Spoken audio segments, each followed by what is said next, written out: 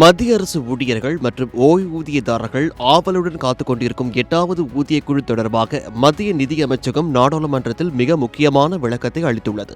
மாநிலங்களவையில் உறுப்பினர் ஜாவேத் அலிகான் எழுப்பிய கேள்விகளுக்கு பதிலளித்த நிதித்துறை இணையமைச்சர் பங்கஜ் சௌத்ரி, ஊதியக்குழுவின் செயல்பாடுகளில் அரசு தலையிடாது என்பதை திட்டவட்டமாக தெரிவித்துள்ளார். 8வது ஊதியக்குழு தனது பணிகள் குறித்த இடைக்கால அறிக்கைகளோ அல்லது முன்னேற்ற விவரங்களையோ அவ்வப்போது அரசுக்கு தெரிவிக்க வேண்டிய கட்டாயம் இல்லை என்று அவர் கூறியுள்ளார்.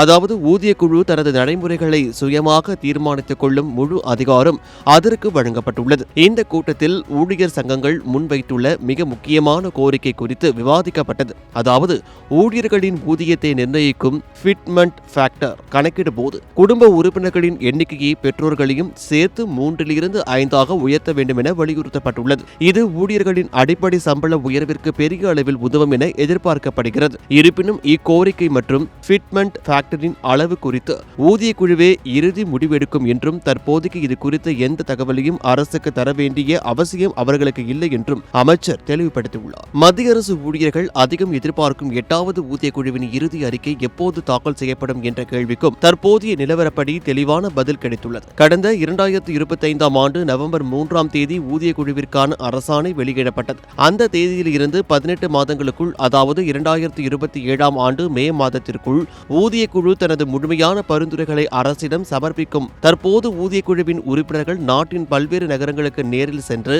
ஊழியர் சங்கங்கள் மற்றும் பல்வேறு தரப்பினருடன் நேரடி ஆலோசனைகளை நடத்தி வருகின்றனர்.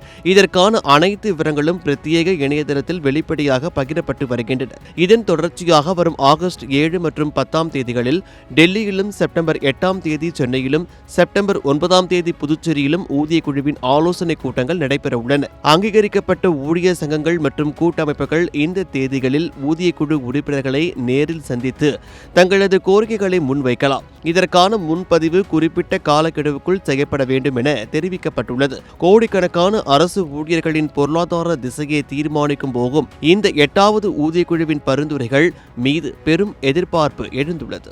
கிரியாஸின் அதிரடி ஆடி சேல் 70% வரை தள்ளுபடி. கிரியாஸ், இது நம்ம ஃபேமிலி.